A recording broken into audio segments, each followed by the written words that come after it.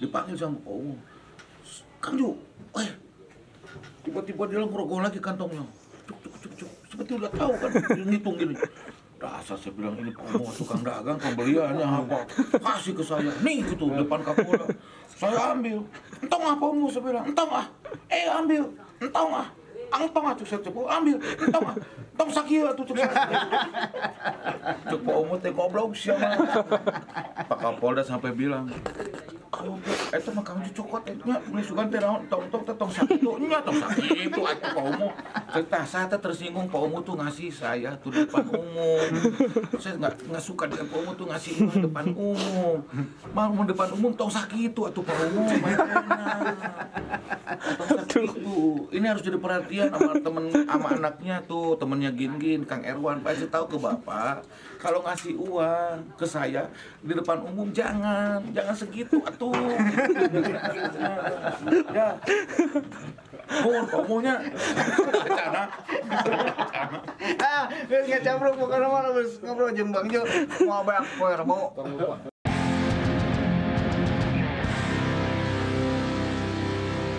Ganggu kalau mana tuh pengen beli itu juga tapi 8 kecil setahun setengah baru lunas. Brother, lagi ada di rumah Bang Jo, apa kan keren, lanjut guru sahabat orang. Ini channel Halo Biru. Yo Halo Lingkaran Biru ini. Halo Biru lah. Lingkaran Biru asa sesuatu itu. Kalau Lingkaran Biru kan saya yang nyanyi. Oh iya benar. Saya bawa ke Halo Biru, saya pikir lagu saya Lingkaran Biru. Lain bang. Nah bobotohnya. Mau nanya Den? Ada bang. Jadi memang perjalanan hirup lah bangnya. Saya kadi heula, akhirnya kita ketemu lagi di sini bang. Sejak kita sama-sama membesarkan MKTV ya. Oh dulu saya sempat di MKTV, terus saya juga gabung sama Project P, sama Bang Ju. Pokoknya mah Bang Ju buat saya adalah saudara keren, cuek pisan, Mang Nasan eta. Liwat. Tapi enjoy. Dulu di MKTV bagaimana kita punya acara kuliner. Sama Agim ya dulu. Oh, sama Agim. Kuliner terus juga apa? Gema Nusa. Gema Nusa bener. Keluarga Senyum loh. Keluarga Senyum. Iya, keluarga kita Senyum. Dulu sama keluarga produksi. Senyum itu menghasilkan artis terkenal loh. Zizi Shihab tuh. Zizi Shihab masih ingat. Zizi itu aduh kelewat deh. Nah ini kalau ini bukan keluarga Senyum, ini keluarga Tenggelen. Keluarga Tenggelen. Nah masih ingatnya Zizi Shihab terus yang cowoknya si siapa ya? Lupa ya cowoknya. Gua mah nggak pernah merhatiin cowok mah ngapain lah. Benar. Zizi Shihab aja. Dulu dia waktu masih SMP bang. SMP benar. SMP waktu kecil. Pikir-pikir lain awet mola urang teh nya. Awet kolot. Lain awet kolot deui oge asa ngerasa bahwa asa ngoraeun wae padahal si Zizi pada saat itu masih SMP loh. Sekarang dan dia sudah punya anak. Boga anak. Aslina panon lo mata lu kayak berbinar begitu Siga berharap gitu. Zizi Shihab can pugu daekeun atuh hayangna ka duren. Duda nu keren, lu mah lain duren.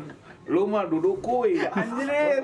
Durian, lu mah durian. Tuh tahu arti durian? Teing lah pokoknya naon. Duda ribet anjing. Goblok. Anjing teh kasih abang.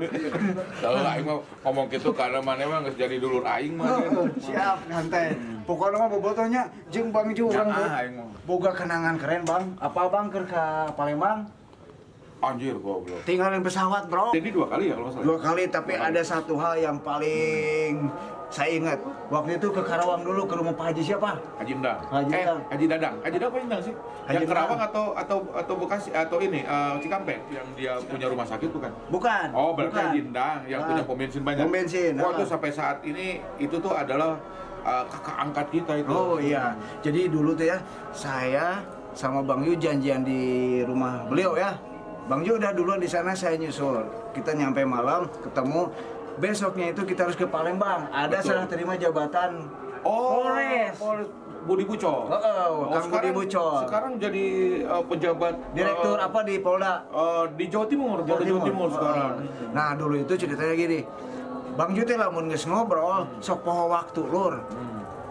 Sampai akhirnya saya ketiduran, Bang Ju karek tidur, jadi bangun kesiangan. Nah begitu kita mau ke Jakarta, ke bandara, begitu nyampe bandara, Terus bisa boarding pass bang. Iya, betul. Oh, nya Bisa. udah nggak bisa boarding pass. Akhirnya bayar mahal ya. Kita beli lagi Beli tiket. lagi. Oh. Tapi dikirim dari sono. Dikirim dari sono. Dan lucunya begitu kita tiba di bandara Palembang, kita dijemput sama polisinya. Oh, saya nggak tahu itu kan ke apa Batu Raja. Tugas di Batu Raja. Acaranya itu malam. Iya. Acaranya itu sekitar jam ya habis maghrib Sisa, lah, habis habis sisa. maghrib lah. Ya praktis habis sisa. Cuma saya nggak tahu, saya pikir dari airport itu hanya 1 jam atau berapa menit. Taunya sama dari Bandung ke Jogja. Genap jam. Jadi Wah. dari bandara ke Batu Raja itu 6 jam. 7. Ya 7 segitulah. jam. Itu untung si polisi yang bawa mobil Dan super kita ngebut. dikawal, kita kawal polisi dan kita akhirnya ngebut dalam waktu harus ditempuh 7 jam ke Batu Raja itu akhirnya ditempuh dalam waktu 3 jam. Dan saya nggak sempat mandi, nggak sempat apa, langsung naik panggung. Tak. Seperjalanan saya di tengah-tengah itu ketemu hutan-hutan, ada mobil tua yang saya suka, putih warnanya kan, taruh, wah, gue bilang kalau nggak saya lihat motor, mobil, kalau nggak saya lihat motor pasti mobil tuh yang tua-tua. Saya melihat ada mobil, wah, gila nih, gue bilang, wah, ntar pulangnya diambil. Wah, nggak kepikiran karena waktu pergi kita pada ngejar waktu kan, nyampe ke sana acara sudah mulai, saya nggak sempet mandi. Langsung pakai tisu basah, pakai jas, langsung on stage. Alhamdulillah sukses. Besoknya kita nginep sehari ya. Iya, sehari. Nah, besoknya terus saya pulang minta tolong ke polisinya cariin mobil tua itu. Dia tanya di daerah mana, ya mana gua tahu. Mana keteheng, gua bilang. Kita orang Bandung dan kita ngelewatin Di hutan. hutan. Akhirnya saya ingat, nih pohon-pohon kelapa sawit ya. Nih. Akhirnya polisi itu pelan-pelan, karena kita punya waktu banyak. Pelan-pelan. Itu sampai bolak-balik berapa kali, nggak ketemu mobilnya. Mungkin saya pikir itu hanya bayangan atau ilusi kita, atau mungkin jangan-jangan itu mobil hantu. Jadi-jadian. Jadi kalau kita mengenal di Bandung dulu ada di ambulans. Di Lureksa. Ambulans Hantu. Ini mungkin juga karena mobil itu kayak mobil ambulans juga. Chevrolet kayak mobil-mobil saya gini. Waduh, saya pikir kalau dibangun, tapi bolak-balik ke sana nggak ketemu. Sampai polisinya bilang, "Jo, ingat di sini ya fata morgana. Jangan mencoba bahasa Sunda matong satingali-tingalina." Kadang-kadang itu jurik dan sebagainya. Ya udah kayak gitu tuh. Itu pulang pengalaman. Akhirnya kita pulang ya, selamat. Sama lu nggak, Dan, ketika gua naik pesawat di Palembang juga, terus ketakutan waktu itu di sana lagi Asian Game, lagi SEA Game. Iya, Asian Game ya, sama saya itu. Terus akhirnya karena gua tuh takut pesawat kan, benar. takut naik pesawat. Gua udah gitu kan hujan gede kan, pesawat tuh delay, hujan gede. Pas hujan besar dan sebagainya, waduh udah tegang. Gua udah ngomong, jadi nggak gitu kan, wah mending balik deh. Taunya pas gua masuk pesawat, dipaksa kan, terpaksa. Ada senior flight attendant atau pramugari. Ternyata temen gue SMA. Bagi atau jadi isun. Jadi nggak takut, nggak takut lagi. Dan dia bilang, "Jo, nanti duduk sama gua," gitu. Wah, tenang. Gua malu ya. Nah, duduklah sama dia. Udah perjalanan take off atau flight kurang lebih setengah jam, kok nggak datang aja teman gue nih gitu kan, nggak ngajak gue ini. Gue pikir, wah ini mah PHP gitu kan. Gue bukannya mau ngedeketin cewek, dia bukan, karena dia teman gue gitu kan. Bener tiba-tiba datang. Itu sepesawat ngelihat semua, si Denny mungkin tidur karena lihat film ya di pesawat itu, tidur. Itu pramugari atau senior flight attendant itu datang ke tempat gua lagi duduk sama si Denny. Itu anak pramugari itu, teman gua itu duduk di bawah kayak lagi minta maaf ke gua. Itu semua pesawat ngelihat, penumpang pesawat ngelihat, ini pramugari ke Kang Ju sampai kayak begitu gitu kan. Terus dia bilang gini, "Kamu duduk aja di gold class kan, duduk aja di gold class, jangan di sini, di bisnis kan." Hanya duduklah di bisnis. Udah ngangger idenya dasare. Dia ketiduran. Akhirnya dia tuh masuklah aku ke bisnis class atau gold class. Ternyata kursinya gede, bisa pakai tidur. Setelah di situ, itu teman aku tuh bilang, "Kamu suka apa? Bir suka nggak?" "Suka," gue bilang. Ternyata gue dikasih bir. "Kamu suka apa lagi?" "Ada kacang nih." Gua full makanan di situ. Gua ngeliat si Denny mau ngajak si Denny lagi tidur. Udah, gua makan sendiri dan akhirnya ngobrol sampai nggak kerasa takut. Dan pakai bir itu juga aku bisa tidur, bisa sebagian. Dan saya sampai bilang sama dia, kalau saya masih muda, saya ingin mempersunting dia. Namun sayang, perasaan saya walaupun saya udah usia sekian masih tetap jiwa muda ingin mempersunting dia masih. Tapi lihat pramugari teman saya itu, namanya juga sudah senior flight attendant, sudah tuir, brother. Jangan pikir cantik, enggak, sudah menjelang menopause. Enggak jadi saya. Nah, udah akhirnya banyak kenangan kita di di perjalanan. Sampai akhirnya sempat kita Dan itu pernah jadi manajer aku, jadi pernah menyaksikan bagaimana konser-konser saya bersama Bon Jovi, bersama Guns N' Roses, dia tahu. Padahal kalau mau, dulu pernah saya tawarkan dia untuk mengurus fansnya AC Milan, tapi dia nggak mau, karena dia penggemar Persib, akhirnya dia milih ke Persib. Ada pada saat itu AC Milan lagi hebat-hebatnya tuh. Dan kita sering loh ada pertandingan bola internasional ya, yang kita sering datengin, sering kayak gitu. Malah saya yang berhenti, bukan berhenti, saya udah lama juga nggak terlalu suka. Bang Ju fokus ke karir dia sebagai pemain film, aktor lah. Bukan fokus ke karir sih sebagai aktor, bukan. Semuanya hanya karena faktor kebutuhan. Ya. Kebutuhan. Salah satunya itu. Untuk jadi rocker lagi sudah tua, sudah tidak ada konsep. Untuk ke panggung lagi semakin tua, semakin tremor, semakin susah untuk naik panggung dan semakin nggak pede makin gede. Sudahlah film aja yang bisa saya iniin, karena kalau film nggak harus langsung, ada pelatihan dulu, ada pendalaman karakter, ada bagaimana pelatihan dialog dan sebagainya.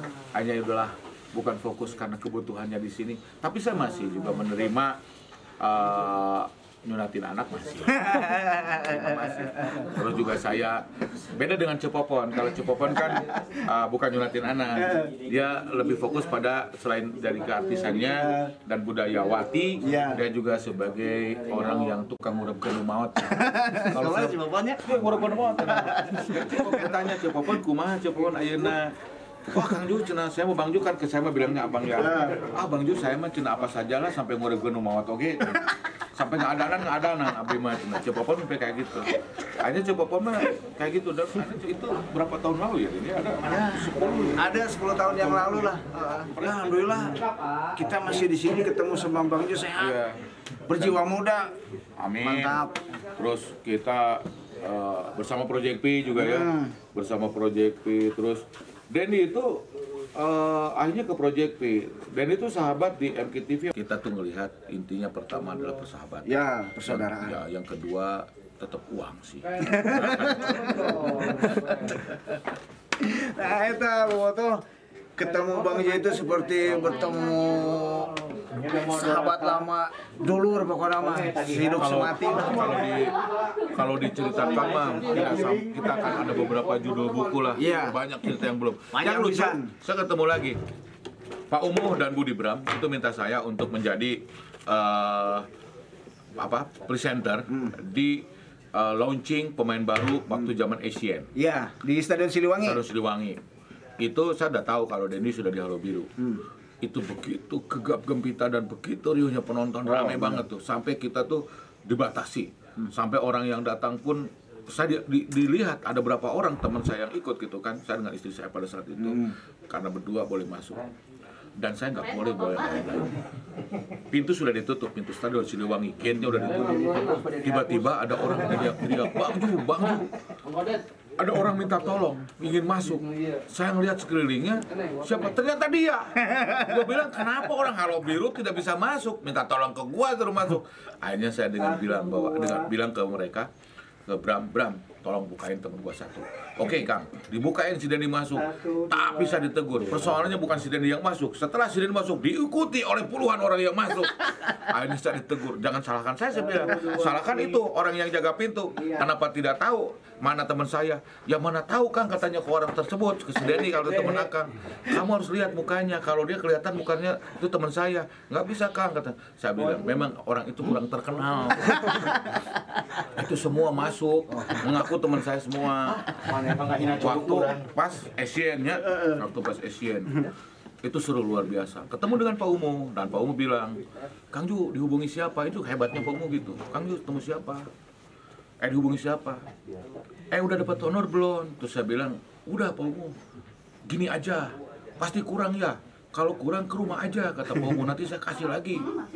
Saya bilang, udahlah nggak usah Pak Umu, saya nggak datang. Satu hari saya ketemu dengan Pak Umu di mana-mana, selalu Pak Umu kalau manggil saya, Kang Ju kesini. Itu yang Pak Umu saya nggak suka dari Pak Umu. Pak Umu tuh nggak pernah amplopan. Artinya nggak pernah pakai amplop, nggak pernah ngamplopan, langsung cash. Ini kasih Pak Umu mah gitu. Terus saya kasih. Saya kan nggak enak. Acara polisi, acara apa, selalu Pak Umu hadir. Acara country night. Saya dengan istri saya ada loh Pak Umu. Karena Pak Umu kan koboi juga. Iya, koboi. Ngasih lagi depan orang banyak. Satu hari di depan Kapolda tuh, acara Kapolda di Gasibu. Pak Umu manggil saya lagi, udah lagi saya ngobrol sebentar dengan Pak Kapolda, dipanggil sama Pak Umu. Kang Ju, tiba-tiba dia ngerogoh lagi kantongnya. Cuk, seperti udah tahu kan, dia ngitung gini. Dasar saya bilang, ini Pak Umu tukang dagang, pembeliannya apa? Kasih ke saya, nih gitu, depan Kapolda. Saya ambil, entong Pak Umu, saya bilang, entong ambil, entong cuk saya cepu, ambil, entong sakit tuh cuk Pak Umu teh goblok siapa. Pak Kapolda sampai bilang, itu mah Kang Ju cokot nya tulisukan teh naon tong sakit nya tong sakit itu atuh Pak Umu. Saya tersinggung Pak Umu tuh ngasih saya tuh di depan umum. Saya nggak suka dengan Pak Umu tuh ngasih uang depan umum. Mau depan umum tong sakit itu atuh Pak Umu. Tong sakit itu. Ini harus jadi perhatian sama anaknya tuh, temennya Gin Kang Erwan, pasti tahu ke Bapak. Kalau ngasih uang ke saya di depan umum jangan segitu atuh. Ya. Ngomongnya cana. Nggak cabruk bukan mana ngobrol jeung Bang Jo. Mau banyak poe rebo. Ketemu kemudian saya dengan Sergio Van Dijk. Saya ketemu dengan Sergio Van Dijk di Ciamplas. Kalau dengan Sergio Van Dijk, memang saya tetangga di Belanda. Ada satu rumah itu tetangga adik saya. Kalau saya ketemu di sana itu sekampung dengan adik saya. Itu nama kampungnya di daerah Tilburg, kampung orang tuanya Tilburg. Itu kebanyakan orang Surabaya. Bahkan si Sergio Van Dijk kalau nggak salah juga ada dari Surabaya ya kalau nggak salah. Itu tinggal di situ dan sempat kita ngobrol dengan orang tuanya. Itu Sergio Van Dijk itu sebetulnya di Belanda juga udah pemain bola terkenal sebetulnya di sananya. Tapi kalau nggak salah menurut keluarganya dia itu dikirim ke Australia. Jadi pemain nasional Australia kalau nggak salah. Bukan nasional. Nggak tahu tuh apa dia pemain asimilasi dari Belanda ke Australia atau dia memperkuat salah satu tim klub terkenal di Australia, apa Ranger apa ya?